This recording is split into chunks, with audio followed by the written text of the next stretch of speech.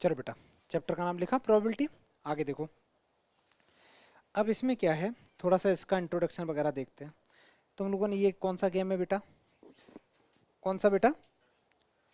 अच्छा, अब क्या होता है, कैसीनो वगैरह में तुम लोग देखते हो, वहाँ पे ये ऐसे कुछ लोग सट्टा बट्टा खेलते हैं।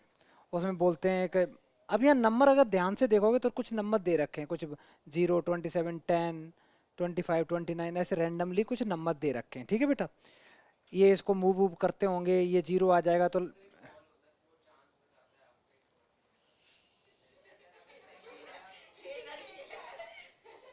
हो गया, हो गया। अभी प्रोबेबिलिटी के क्वेश्चन पूछेंगे तब बताना। अब सीन क्या है बेटा, कि यहाँ पे ये तो ऑब्वियस सी बात है कि तुम जाओगे, अगर ये इसको खेलने जाते हो, पैसे लगाने जाते हो, तो मैंने कहा कि अगर 32 पे ये स्टॉप होता है तो मैं पैसे लगा दे रहा हूँ, ये 32 पे होगा। तो क्या पक्का है 32 पे होगा? नहीं, एक चांस ही तो है कि होगा। अच्छा, मैं बोलूँ कि चलो मेरे सारे पैसे लगा दो, मैं बोलता हूँ कि यहाँ से लेके यहाँ तक कहीं तो स्टॉप होगा ही, कहीं तो होगा ना।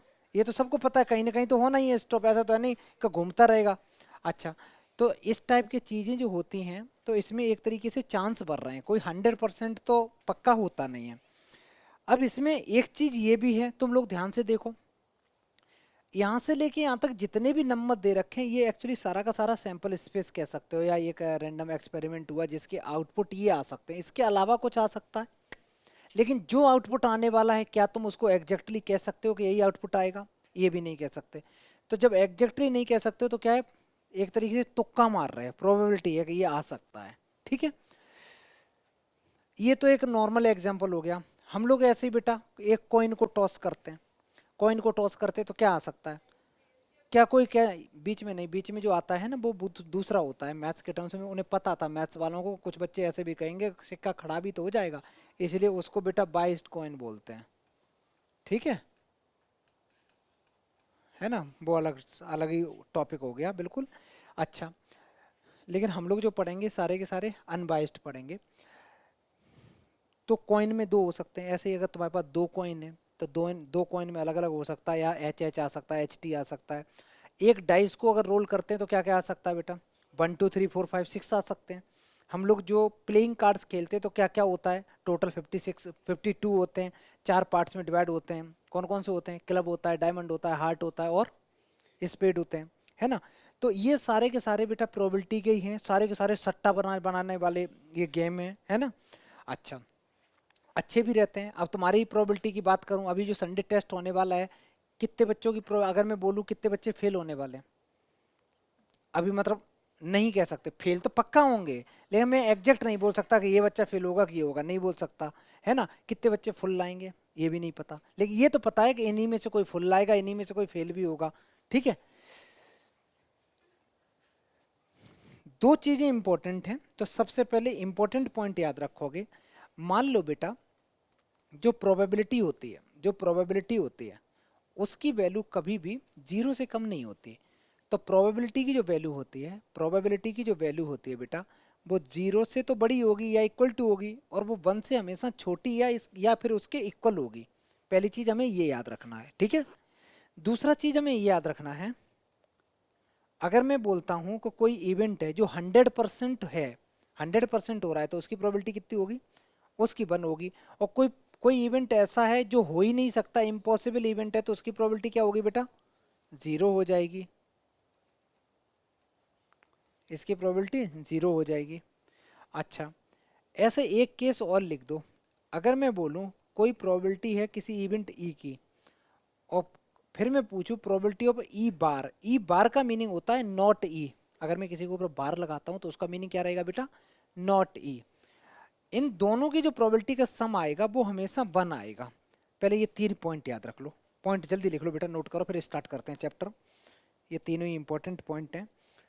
अगर मैं बोलूं, नोट का मतलब ये है कि तुम्हारे पास में बेटा, तुम्हारे पास होने की प्रोबेबिलिटी है, मान लो तुम्हारे पास होने की प्रोबेबिलिटी है, प्रोबेबिलिटी ऑफ तुम्हारे ई का मीनिंग है पास होने की, मैंने मान लो बेटा 95% है। तो प्रोबेबिलिटी नॉट ई, नॉट ई का मतलब पास न होने की प्रोबेबिलिटी कितनी हुई, कितनी हुई बेटा? 5% हुई, 5% हुई। अच्छा, दोनों ये मैं परसेंटेज में बात कर रहा हूँ बच्चा। तो probability of E plus probability of not जो लिखा होता है उसकी जगह मैं बार भी लगा सकता हूँ, दोनों का सम कितना बन गया? 100%। जब हम परसेंटेज में बोलेंगे तो प्रोबेबिलिटी 0 से लेके 100 तक चलेगी, और वैसे जो वैल्यू होती है प्रोबेबिलिटी की वो कितनी होती है, 0 और 1 के बीच में होती है। ठीक है बेटा, 0 और 1 के बीच में होती है। परसेंटेज में तो 100 तक जाएगी, वैसे 0 1 के बीच में होती है। अच्छे से लिख लो बेटा। ये लिखने के बाद में थोड़ा स्पीड में लिखो। लिखा?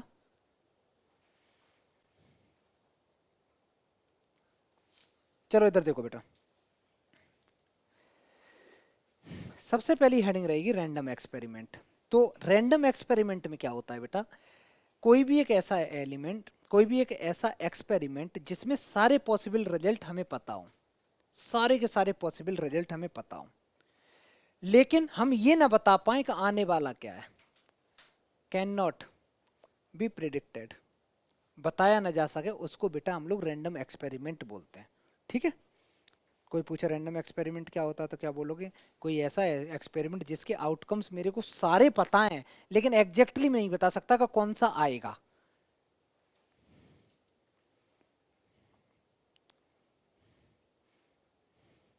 जैसे मान लो दो क्रिकेट टीम में दो आईपीएल टीम खेल रही हैं, है ना, आउटकम्स पता है, या तो जीतेगी या हारेगी या फिर ड्रॉ होगा मैच, यही हो सकती है। क्या तीनों में से बता सकते हो कौन सा होने वाला है? नहीं बता सकते ना। तो वैसे ही जल्दी लिखो बेटा। इसके बाद में लिख लिया होगा बेटा, हटाएं बेटा, लिखा आदित्य? लिखो लिखो। अच्छा लिखा बेटा? लिखने के बाद हेडिंग डालो 1 कॉइन। लिखो तो छोटी सी हेडिंग बेटा, 1 कॉइन। अगर तुम्हारे पास एक कॉइन हुआ तो एक कॉइन के साथ क्या क्या हो सकता है बता बेटा। एक कॉइन को अगर मैं टॉस करूं तो क्या क्या आ सकता है। तो इसका जो सैंपल स्पेस होगा उसमें दो एलिमेंट आ सकते हैं, that is H and T. इसको बच्चा हम हमेशा करली ब्रैकेट से डिनोट करते हैं, करली ब्रैकेट लगाएंगे। करली ब्रैकेट क्यों लगाएंगे, कोई बच्चा बताएगा? चलो मैं बता देता हूँ। सीन ऐसा होता है बेटा, अगर मैं लिखूं 2 3, मैंने एक बार ये ब्रैकेट लगाए, एक बार मैंने ये ब्रैकेट लगाए, और एक बार मैंने ये ब्रैकेट लगाए, तीनों ब्रैकेट में बहुत बड़ा अंतर होता है बच्चा। तीनों ब्रैकेट में बहुत डिफरेंस होता है। किसी को आता हो तो बताओ, किसी को? नहीं बेटा, छोटी कैलकुलेशन के लिए ऐसा कुछ नहीं है। अच्छा सुनो, नहीं पता किसी को, अगर मैं इन दोनों नंबर को नंबर लाइन पे प्लॉट करूं, 2 और 3 को कर दिया। अगर पहले वाले केस की बात करूं तो इसको हम लोग ओपन ब्रैकेट बोलते हैं। क्या बोलते हैं बेटा? ओपन ब्रैकेट बोलते हैं। इसको स्क्वायर ब्रैकेट बोलते हैं या फिर हम क्लोज ब्रैकेट बोलते हैं। इसको हम लोग करली ब्रैकेट बोलते हैं। पहले वाले अगर ब्रैकेट की बात करें तो उसमें 2 3 है, तो 2 पे जब भी तुम्हें ओपन ब्रैकेट लगा होगा तो हमें 2 को नहीं लेना, 2 को नहीं लेना। ठीक, 3 पे ओपन ब्रैकेट लगा, इसका मतलब 3 को कंसीडर हमें नहीं करना है। 2 और 3 के बीच में कितने नंबर लाई कर रहे, इनफाइनाइट मैनी नंबर लाई कर रहे। 2.1, 2.01, 2.001, 2.0000, 1, 2.3, 2.03, 2 मतलब इनफाइनाइट मैनी नंबर लाई कर रहे हैं इन दोनों के बीच में। तो पहला ब्रैकेट ये कहना चाहता है कि 2 और 3 नहीं है, लेकिन 2 और 3 के बीच में जितने नंबर हैं वो सारे के सारे हैं। लॉजिक समझ में आया?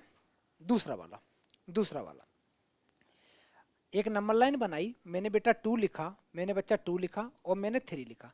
यहाँ पे क्लोज ब्रैकेट है, इसका मतलब 2 इंक्लूडेड है तो इसको मैंने डार्क कर दिया। 3 इंक्लूड है, इसका मतलब इसको मैंने डार्क कर दिया। इन दोनों के बीच में जितने भी नंबर हैं वो भी इंक्लूड है। तो ये वाला केस बन गया कि 2 भी चाहिए, 3 भी चाहिए, और 2 और 3 के बीच में जितने भी नंबर हैं वो सारे के सारे चाहिए। ठीक है। तीसरा केस ये कहता है, जब करली ब्रैकेट लिखा होता है तो इसमें जितने एलिमेंट लिखे होते हैं उतने ही एग्जैक्ट होते हैं, उसके अलावा कुछ नहीं। इसमें 2 और 3 के बीच के नहीं लेने हैं। कौन कौन लेना है? ओनली 2 और 3 लेना है। तो हम जब भी प्रोबेबिलिटी पढ़ेंगे तो प्रोबेबिलिटी में तो क्या होता है ना, सैंपल स्पेस हमें पहले से डिफाइन होता है, डिफाइन होता है, फिक्स होता है, तो वो हमें एग्जैक्ट करली ब्रैकेट में दिखाना होता है। तो एच आ सकता है या टी आ सकता है, दो ही आ सकते हैं। ठीक है। अच्छा, अगर इतना समझ में आया तो पहला कुछ छोटे छोटे सवाल हैं। अगर मैं तुमसे बोलूं कि प्रोबेबिलिटी ऑफ एच बताओ, एच का मीनिंग है हेड आने की प्रोबेबिलिटी क्या होगी बेटा? तो हेड कितनी बार आए इसमें? 1 बार, और टोटल कितने चांस हैं? 2, तो 1/2 इज द करेक्ट आंसर। ठीक है। नेक्स्ट, अगर मैं तुमसे बोलूं प्रोबेबिलिटी ऑफ टी की प्रोबेबिलिटी बताओ। 1/2। जल्दी लिखो बेटा, जल्दी से स्पीड में लिखो तो। इन ब्रैकेट में डिफरेंस पता चल गया, तीनों ब्रैकेट में क्या क्या डिफरेंस होता है। और ये दो क्वेश्चन कर लो, प्रोबेबिलिटी ऑफ हेड और प्रोबेबिलिटी ऑफ। लिखो बेटा, आगे बढ़े।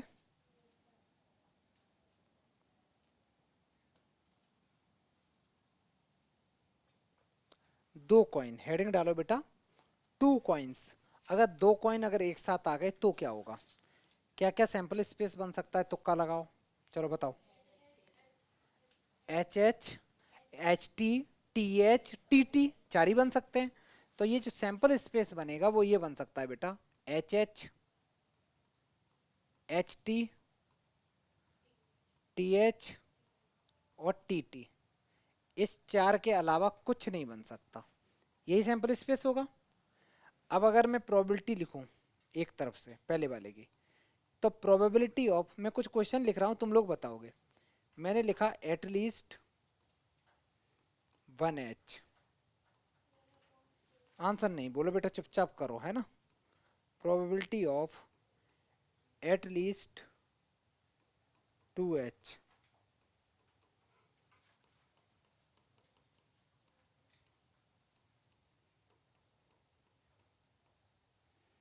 At least 3h।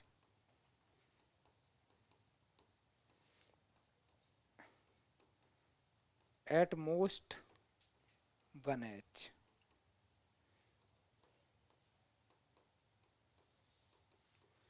At most 2h। मैंने 3 पता नहीं क्यों लिख दिया, कोई नहीं, कोई दिक्कत नहीं, मैंने जो लिखा सब सही है। और एक है प्रोबेबिलिटी ऑफ एग्जैक्टली 2h। ये सारे क्वेश्चन अच्छे से लिखो बेटा, लिखने के बाद इसके आंसर दो। फोर्थ वाला क्या है, at most 1h। At most 1h, पहले क्वेश्चन लिखो बढ़िया से, अच्छे अच्छे राइटिंग में।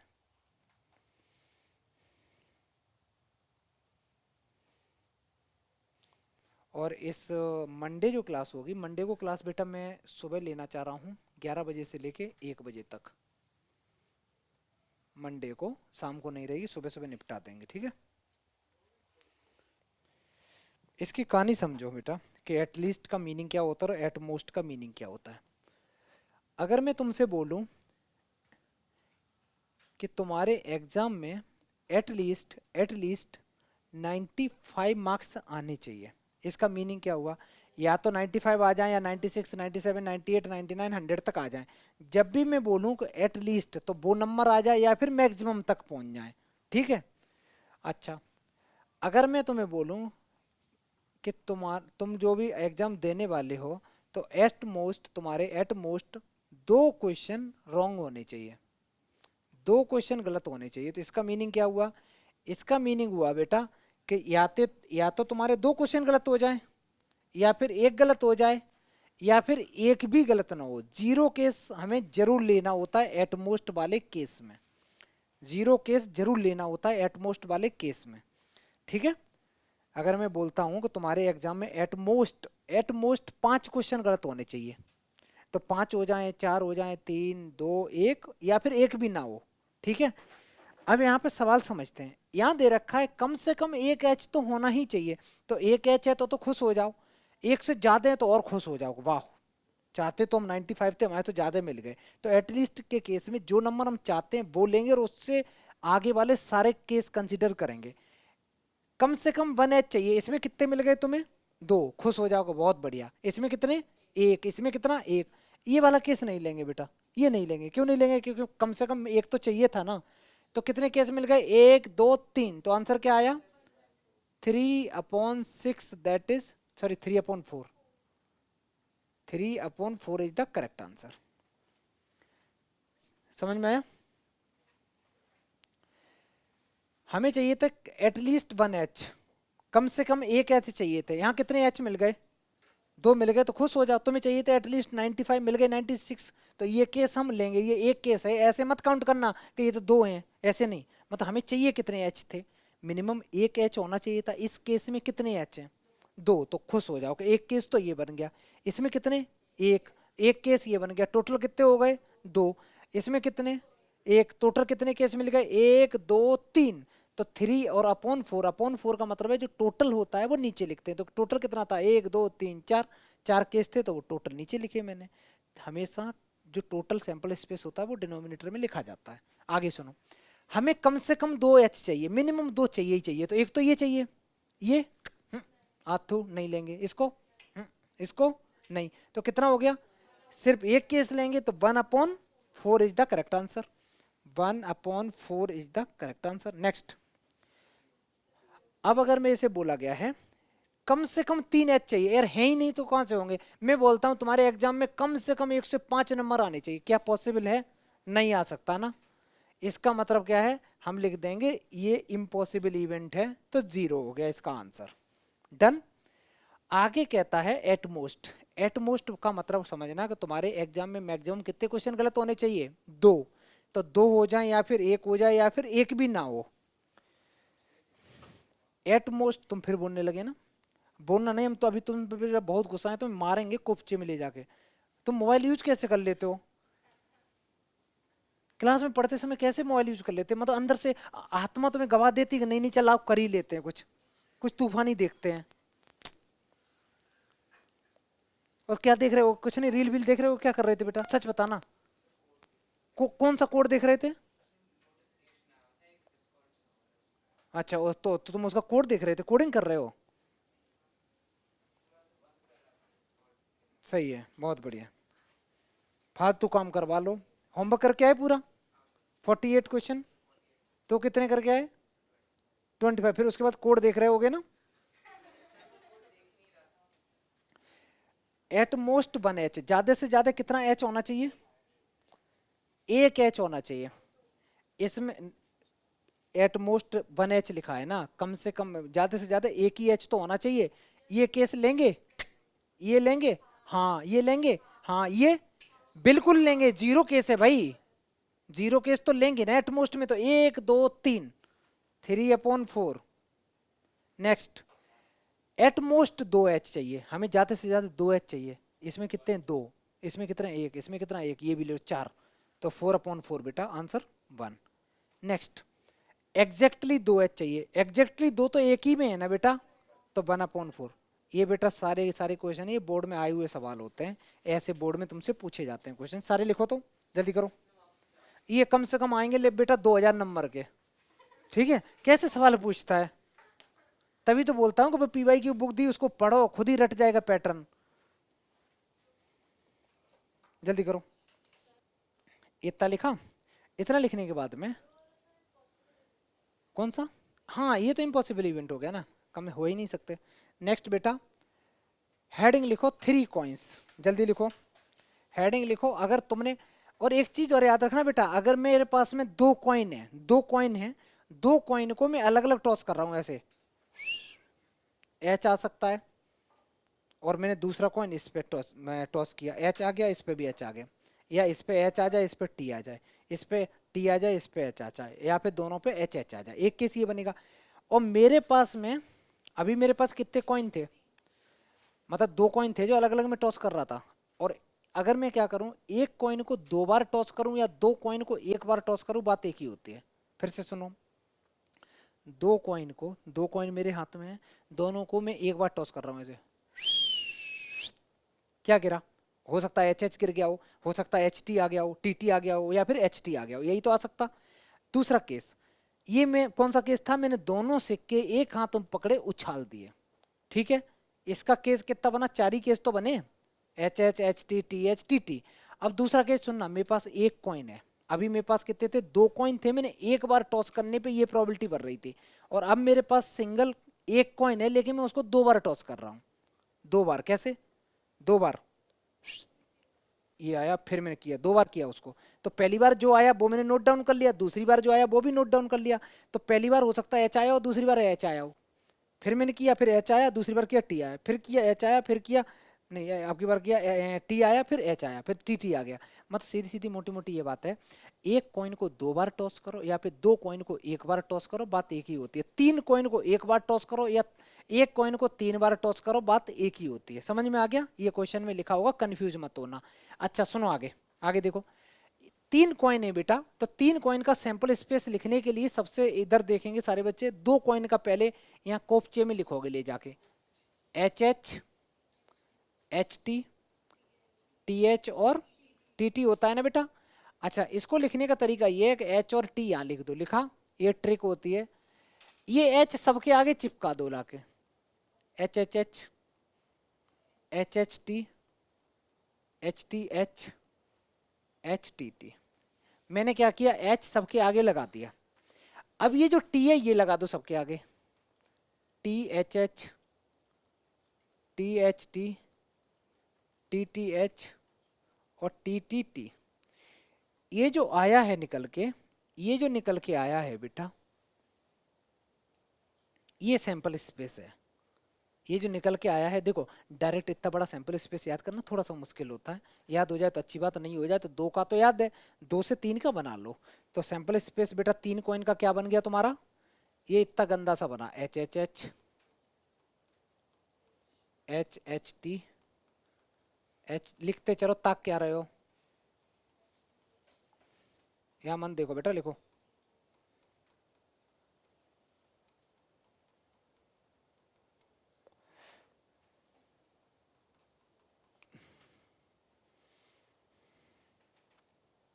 सारे बच्चे लिख लो, सारे बच्चे सैंपल स्पेस लिखो। सैंपल स्पेस के नीचे छोटे छोटे मेरे क्वेश्चन का जवाब दो। पहला सवाल, probability of, probability of at least two H,